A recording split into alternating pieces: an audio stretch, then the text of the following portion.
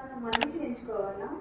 అమ్మో, స్కేలింగ్ చేయించుకుంటే పళ్ళు అరిగిపోతాయి, పళ్ళ మీద గ్యాప్స్ వచ్చేస్తాయి, ఈ మధ్య కదా చేయించుకున్నాం మళ్ళీ చేయించుకోవాలా అని చాలామంది పేషెంట్స్ అనుకుంటూనే ఉంటారు. So I'm going to clarify your doubts once and for all. మీకు చెప్పేదానికన్నా చూపిస్తే ఇంకా బెటర్గా అర్థమవుతుంది కాబట్టి ఇదే స్కేలర్, దీంతోనే మనం స్కేలింగ్ చేస్తాం. చూడండి, అసలు టిప్ ఎక్కడ షార్ప్గా లేదు. ఓకే, ఆన్ చేయి. చూడండి,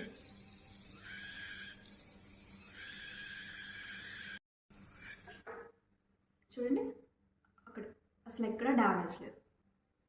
ఇదే మీకు ప్రూఫ్. బేసిక్గా ఎంత పర్ఫెక్ట్గా బ్రష్ చేసినా కూడా కొంచెంలో కొంచెం గార పడుతుంది. ఇది over a period of time గట్టిగా అయిపోయి మనం ఎంత బ్రష్ చేసినా కూడా పోదు.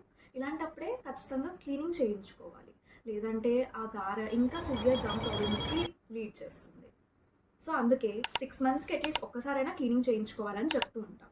మరి స్కేలింగ్ చేశాక గ్యాప్ వచ్చినట్టు ఎందుకు అనిపిస్తుంది అని అంటారా? అది స్కేలింగ్ వల్ల కాదు. అప్పటిదాకా గార ఒక లేయర్ లాగా ఫార్మ్ అయింది కదా, సడన్గా మనం అది రిమూవ్ చేసేసరికి గ్యాప్స్ ఉన్నట్టు మనకు అనిపిస్తుంది. That is natural. కొన్ని రోజులు కొత్తగా అనిపిస్తుంది, but everything is fine. Okay ma'am, నాకు అర్థమైంది, నేను చేయించుకుంటాను. సో ఫియర్ని వదిలేసి మీ గమ్స్కి ప్రాపర్ కేర్ అండ్ మెయింటెనెన్స్ని ఇవ్వండి.